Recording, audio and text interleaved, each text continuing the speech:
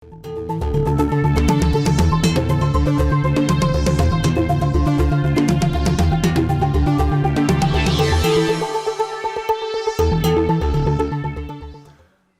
মুদ্রা বিনিময় হার বাজার ভিত্তিক করা হয়েছে, তবে মুদ্রা বাজারে রয়েছে কেন্দ্রীয় ব্যাংকের ভূমিকা। বাজার মনিটরিং, ডলার সংকটে রিজার্ভ তহবিলে করে বাজার স্বাভাবিক রাখার চেষ্টা কিংবা প্রতিদিনের ডলার ভিত্তি মূল্য নির্ধারণ করার মতো ভূমিকা পালন করছে কেন্দ্রীয় ব্যাংক। এদিকে মের 24 দিনে সরকারি ব্যাংকের চেয়ে দ্বিগুণ রেমিটেন্স এসেছে বেসরকারি ব্যাংকে, তবে কোনো রেমিটেন্স আসেনি এমন ব্যাংকও রয়েছে। বিস্তারিত জানাবো এসব নিয়ে, আলোচনা করব দেশের শেয়ার বাজার বিনিয়োগ লেনদেন নিয়েও থাকছে মৌসুমি ফল, বাজারজাত সহ বন্দর বাণিজ্য ও পশু হাটের খবর। সপ্তাহ শেষের ভাগশেষে আছে তানজিম শাফিন। 3 বছরে ডলারের দর বেড়েছে 42%। সম্প্রতি IMF ঋণের শর্ত পূরণে ডলারের দাম বাজার ভিত্তিক করা হয়েছে। খোলা বাজারে এখন পর্যন্ত ডলারের দাম স্থিতিশীল রয়েছে, যদিও চাহিদা বাড়লে দাম বাড়ার শঙ্কা রয়েছে বলছেন বিশ্লেষকরা। তবে কেন্দ্রীয় ব্যাংকের নজরদারি ও 50 কোটি ডলারের তহবিল গঠন ডলার সংকট রোধ করবে। আমরা একটু দেখে নিতে পারি যে বাজার ভিত্তিক ডলার দরের ক্রয় মূল্য বিক্রয় মূল্য। আজকের দিনে বাজার ভিত্তিক ডলারের বিক্রয় মূল্য ছিল 123 টাকা, যার ক্রয় মূল্য ছিল 122 টাকা 80 পয়সা। 27 মে 122 টাকা 95 পয়সা বিক্রয় মূল্য এবং ক্রয় মূল্য ছিল 122 টাকা 80 পয়সা। 25 মে 122 টাকা 89 পয়সা ক্রয় মূল্য, বিক্রয় মূল্য ছিল ক্রয় মূল্য ছিল 122 টাকা 8 পয়সা, অর্থাৎ 122 টাকা ক্রয় মূল্য নির্ধারিত রয়েছে। 122 টাকার চেয়ে কিছুটা বাড়লে তখন বিক্রয় মূল্যের ক্ষেত্রে তার একটা প্রভাব দেখা যাচ্ছে। 123 টাকা পর্যন্ত ছুঁয়েছে বাজার ভিত্তিক ডলার দর। এদিকে মে মাসের 24 দিনে ব্যাংক চ্যানেলে রেমিটেন্স এসেছে $2.24 বিলিয়ন। চলতি মাসে সরকারি ব্যাংকের চেয়ে দ্বিগুণের বেশি রেমিটেন্স এসেছে বেসরকারি ব্যাংকে, তবে কোনো রেমিটেন্স আসেনি এমন ব্যাংকও রয়েছে 8টি। আমরা একটু ব্যাংকিং চ্যানেলে রেমিটেন্সের যে হিসেব সেটি দেখে নিতে পারি। সরকারি ও বিশেষায়িত ব্যাংকগুলোতে মে মাসের 24 দিনে যে রেমিটেন্স এসেছে তার চিত্র আমরা দেখতে পাচ্ছি। অগ্রণী ব্যাংকে রেমিটেন্স এসেছে সবচেয়ে বেশি $297 মিলিয়ন। জনতা ব্যাংকে এসেছে $183 মিলিয়ন। রূপালী ব্যাংকে এসেছে $124 মিলিয়ন। সোনালী ব্যাংকে $59 মিলিয়ন। ডেভেলপমেন্ট ব্যাংকে এসেছে $0.1 মিলিয়ন। বেসিক ব্যাংকে এসেছে $0.6 মিলিয়ন। কৃষি ব্যাংক এসেছে $204.99 মিলিয়ন। এরপর রয়েছে রাজশাহী কৃষি ব্যাংক, যেখানে কোনো রেমিটেন্স আসেনি।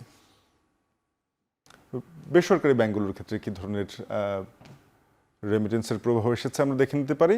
সবচেয়ে বেশি বেসরকারি ব্যাংকিং চ্যানেলে রেমিটেন্স এসেছে ইসলামী ব্যাংকে। ইসলামী ব্যাংকের রেমিটেন্স এসেছে $370 মিলিয়ন। এর পরবর্তী অবস্থানে রয়েছে ব্র্যাক ব্যাংকে এসেছে $155 মিলিয়ন। তারপরের অবস্থানে রয়েছে সিটি ব্যাংকে এসেছে $81 মিলিয়ন। এরপরে রয়েছে ট্রাস্ট ব্যাংকে এসেছে $79 মিলিয়ন। এরপর পর্যায়ক্রমে Dhaka bank, mutual trust bank, Al Arafah, Dutch Bangla, Jamuna ব্যাংকেও রেমিটেন্স প্রবাহ ভালো ছিল।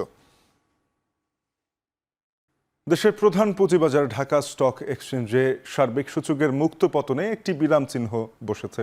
চলতি সপ্তাহের শেষ দিনে সূচক বেড়েছে 22 পয়েন্ট, তবে সপ্তাহের বাকি দিনগুলোতে সূচক ছিল নিম্নমুখী। সপ্তাহের শেষ দিনের লেনদেনের চিত্র একটু দেখে নিতে চাই। আজকের দিনেও টাকার অঙ্কে লেনদেন খুব একটা বাড়েনি। লেনদেন হয়েছে 247.42 লাখ টাকার। এদিন সূচক বেড়েছে 22.51 পয়েন্ট।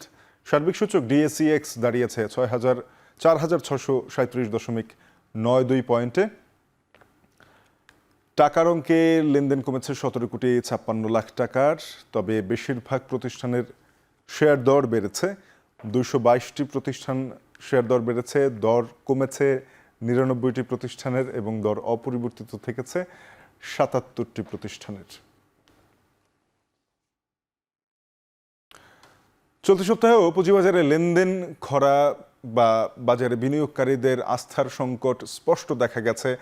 লেনদেনের স্বল্পতায় আমরা প্রতিদিনই লেনদেন দেখেছি 300 কোটি টাকার নিচে হয়েছে। সপ্তাহের বাকি 5 দিনের লেনদেনের চিত্র যদি দেখে নিই, একদিনও সূচক 2 সংখ্যার নিচে কমেনি, প্রত্যেক দিনই অন্তত 10 পয়েন্ট কমেছে। এবং এছাড়া আমরা যদি দেখি যে এ সপ্তাহে সবচেয়ে বেশি সূচক কমেছে বুধবারে 62.72 পয়েন্ট।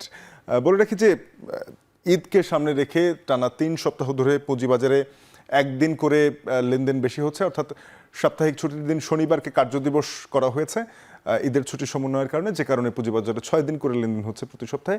6 দিনের 5 দিনের চিত্র এই, যেখানে আমরা দেখছি যে 62.72 পয়েন্ট থেকে শুরু করে বাজার কমেছে 41 পয়েন্ট, 16.95 পয়েন্ট, 10.08 পয়েন্ট কমেছে 38.69 পয়েন্ট। এর মধ্যে আমরা দেখছি যে সার্বিক সূচক ডিএসইএক্স কমে দাঁড়িয়েছে 4,600 পয়েন্টে। তো যেটি আসলে বাজারের যারা বিনিয়োগকারী রয়েছেন তাদের জন্য আশঙ্কার। বাজার মূলধনের দিকে যদি চোখ রাখি, বাজার মূলধনও সপ্তাহব্যাপী কমেছে। এবং সার্বিকভাবে যদি আমরা লেনদেনের চিত্র দেখি, যে শনিবার দিন লেনদেন হলো 278 কোটি টাকার, রোববার লেনদেন হলো 235 কোটি টাকার, 282 কোটি টাকার সোমবারে, 272 কোটি টাকা মঙ্গলবার, বুধবারের লেনদেন হয়েছে 264 কোটি টাকার, এবং সপ্তাহের শেষ দিনেও লেনদেন হয়েছে 247 কোটি টাকার। অর্থাৎ সপ্তাহ জুড়ে লেনদেন 250 কোটি টাকার কাছাকাছি থেকেছে, যেটি বাজারের আসলে স্বাস্থ্যহীনতাকে নির্দেশ করে। এবারে দেখে নিতে চাই দেশের আরেক পুঁজিবাজার চট্টগ্রাম স্টক এক্সচেঞ্জের আজকের দিনের লেনদেনের তথ্য। চট্টগ্রাম স্টক এক্সচেঞ্জে আজকের দিনে সূচক বেড়েছে 26.23 পয়েন্ট। চট্টগ্রাম স্টক এক্সচেঞ্জের সার্বিক সূচক সিএএসপিআই বেড়েছে, দাঁড়িয়েছে 13,051 পয়েন্টে। লেনদেন হয়েছে 8 কোটি 8 লাখ টাকার লেনদেন, টাকার অঙ্কে অনেকটা কমেছে, 10 কোটি 43 লাখ টাকার লেনদেন কম হয়েছে।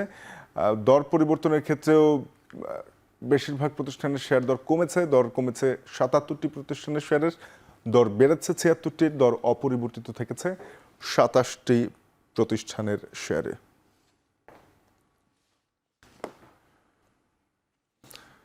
কোরবানির ঈদ সামনে রেখে হিলি স্থলবন্দর দিয়ে বেড়েছে মশলা পণ্যের আমদানি। এতে কেজিতে 100 থেকে 500 টাকা পর্যন্ত কমেছে বেশিরভাগ মশলার দাম।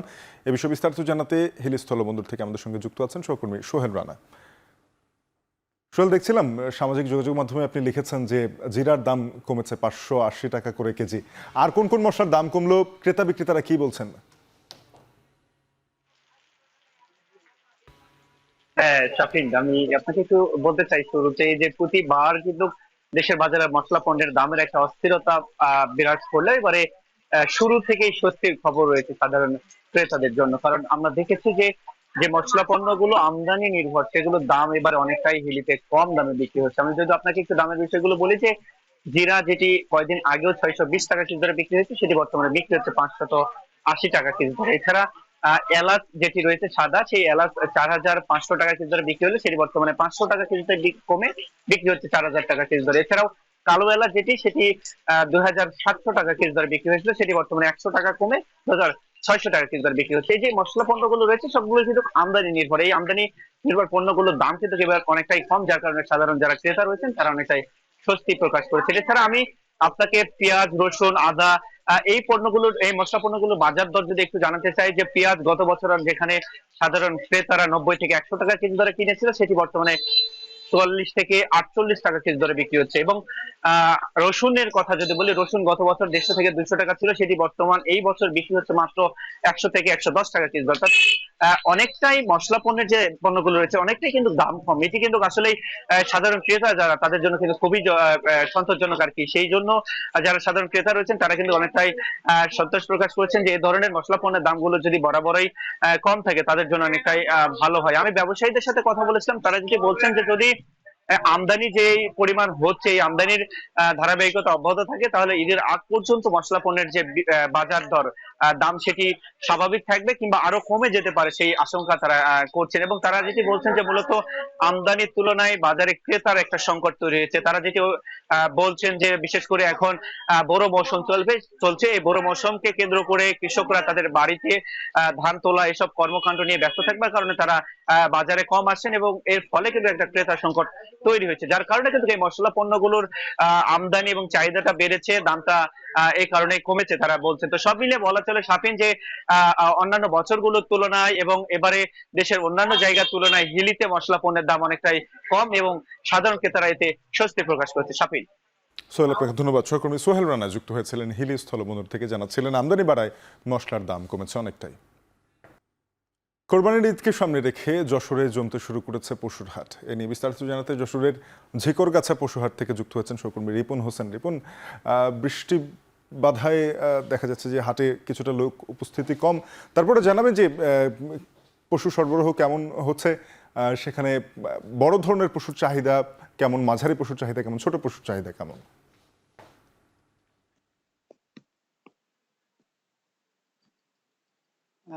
আপনার যে হাট রয়েছে যশোরে প্রায় 24টি স্থায়ী অস্থায়ী হাট রয়েছে। এই হাটগুলোতে পশু কিন্তু বিক্রি কিনে জমে উঠেছে। তবে আমরা হাট ঘুরে দেখেছি যে মাঝারি যে পশুটা রয়েছে বিশেষ করে গরু, সেটির চাহিদা সবচেয়ে বেশি। বড় যে গরুগুলো রয়েছে সেই চাহিদা একেবারে কম বললেই চলে, এবং ছোট যে গরু রয়েছে সেই গরুগুলোর চাহিদা রয়েছে। তবে সবচেয়ে বেশি চাহিদা রয়েছে মাঝারি যে গরু রয়েছে সেই গরুগুলোর। আজকে যে বাজারটি রয়েছে ঝিকরগাছার যে পশু হাটটি, এখানে কিন্তু আমরা দেখেছি যে বেলা 12টার দিকে থেকে এখানে পশু এসেছিল এবং অনেক পশু উঠেছিল। তবে বৃষ্টির কারণে অনেক পশু এখান থেকে নিয়ে যাওয়ার কারণে কিন্তু আমরা অনেকটা ফাঁকা দেখছি। তবে এখানে বিক্রি কিনি হয়েছে। যারা ব্যবসায়ী রয়েছেন তারা কিন্তু বলছেন যে হাটে বিক্রি কিনি কম হলেও সরবরাহ বেশি ছিল। আমরা অন্য অন্য হাটগুলোও দেখেছি যে সব প্রতিদিনই বিভিন্ন স্থানে কিন্তু কোথাও না কোথাও হাট রয়েছে, এই সমস্ত হাটে বিক্রি কিনি চলছে এবং পশুর সরবরাহটা কিন্তু বেশ ভালোই রয়েছে। আশার বাণী হচ্ছে যে সীমান্ত হাট এই যশোর এখানে কিন্তু যে সীমান্তবর্তী জেলা, সেখান থেকে যে পশু সেটি না আসার কারণে, অর্থাৎ ভারত থেকে পশু না আসার কারণে স্থানীয় যে চাহিদা রয়েছে সেই পশুগুলো কিন্তু এই হাটগুলোতে বিক্রি হচ্ছে। আমরা দেখেছি যে 16,000 প্রায় খামারি রয়েছে, সেই খামারিরা এখানকার যে পশু তারা নিয়ে এসছেন এবং সেই পশু নিয়ে এই সমস্ত হাটগুলোতে বিক্রি করছেন। আমরা সেই হাটগুলোতে যে পশু বিক্রি হচ্ছে এবং এই চাহিদা যে রয়েছে, যে চাহিদার তুলনায় প্রায় 18,000 যে পশু সেটি বেশি রয়েছে, উদ্বৃত্ত রয়েছে, অর্থাৎ এই অঞ্চলের থেকে পশু কিন্তু ঢাকায় যে বিক্রি হয়। সব মিলে যারা সাধারণ ব্যবসায়ী রয়েছেন তারা বলছেন যে সামনের যে দিনগুলো রয়েছে সেই দিনগুলোতে পশু আরো বেশি হাটে উঠবে এবং বিক্রি কিনি আরো বাড়বে। যারা সাধারণ বিশেষ করে শহরের যারা কোরবানি করবেন সেই ধরনের যারা মানুষ রয়েছেন তারা কিন্তু ছাগল মহিষে ক্রয় করে থাকেন। সেক্ষেত্রে আরো যে কয়েকদিন দিন বাকি রয়েছে সেই দিনগুলোতে পশু তারা ক্রয় করবেন। সামনের দিনে আরো বেশি বাজার জমজমাট হবে এমনটি আশা করছেন যারা ব্যবসায়ী রয়েছেন তারা। যারা সাধারণ মানুষ রয়েছেন তারা যারা পশু নিয়ে আসছিলেন হাটে, তারা বলছেন যে খাবারের দামের তুলনায় পশুর দাম অনেকটা কম রয়েছে। সব মিলে এই ছিল এখান থেকে আমার কাছে সর্বশেষ। শাপিন। রিপন, আপনাকে ধন্যবাদ। সহকর্মী রিপন হোসেন যুক্ত হয়েছিলেন যশোর থেকে, জানাচ্ছিলেন পশুর হাটের বেচা বিক্রি নিয়ে। এদিকে চাঁপাইনবাবগঞ্জে 40 কেজির পরিবর্তে 52 কেজিতে মন ধরে আম কিনছেন আড়তদাররা। এতে ক্ষতিগ্রস্ত হচ্ছেন চাষিরা। জেলার সবচেয়ে বড় আমের বাজার থেকে এই বিষয়ে বিস্তারিত জানিয়েছেন সোহান মাহমুদ। সারা জীবন শুনে এসেছি 40 কেজিতে 1 মন হয়, কিন্তু সেই প্রেক্ষাপট পরিবর্তন করে দিয়েছেন চাঁপাইনবাবগঞ্জের আমবাজারগুলো। আমরা এখন দাঁড়িয়ে আছি চাঁপাইনবাবগঞ্জের কানসাট আমবাজারে। এটি সারা দেশের সবচেয়ে বড় আমবাজার। এই আমবাজারে চাষিরা বলছেন এখানে যারা আড়তদার রয়েছেন তারা 40 কেজির পরিবর্তে 52 থেকে 54 কেজিতে মন নিচ্ছেন। তারা মূলত বলছেন যে চাষিরা জিম্মি হয়ে পড়েছেন আড়তদারদের কাছে। তবে আড়তদারদের দাবি হচ্ছে যেহেতু এই পচনশীল পণ্য আম, এই পচনশীল পণ্যর কারণে বিভিন্ন জেলায় চট্টগ্রাম ঢাকা সহ বিভিন্ন জায়গায় যেহেতু পাঠাতে হয়, যেতে যেতে অনেক আম নষ্ট হয়, ওজন কমে যায়। এই জন্য মূলত তারা 1 মনে 12 থেকে 14 কেজি পর্যন্ত বেশি নিচ্ছেন। তবে ব্যবসায়ীরা বলছেন যেহেতু পচনশীল পণ্য আম, সেক্ষেত্রে তারা 1 মনে 5 কেজি বেশি দিতে চান, কিন্তু ব্যবসায়ীরা এতে নারাজ। এক কথায় আড়তদাররা এতে নারাজ। আড়তদাররা বলছেন 14 থেকে 15 কেজি পর্যন্ত বেশি দিতে হবে। আপনাকে বলে রাখি, এই চাঁপাইনবাবগঞ্জের কানসাটা আমবাজার শুধু নয়, ভোলাহাট এবং রহনপুর আমবাজারেও 55 থেকে 60 কেজিতে মন নেওয়া হয়। তো এই ছিল চাঁপাইনবাবগঞ্জের কানসাটা আমবাজার থেকে সর্বশেষ তথ্য। আম বাজারজাতকরণের খবর জানছিলাম চাঁপাইনবাবগঞ্জ থেকে সোহান মাহমুদ জানাচ্ছিলেন। এর সাথে শেষ করছি আজকের ভাগশেষ আয়োজন। এখন টেলিভিশনের ওয়েবসাইট দেখতে ভিজিট করুন www.ekhon.tv। যুক্ত থাকুন ফেসবুকে facebook.com/tv.ekhon, আর ইউটিউবে চোখ রাখুন youtube.com/c/ekhon TV।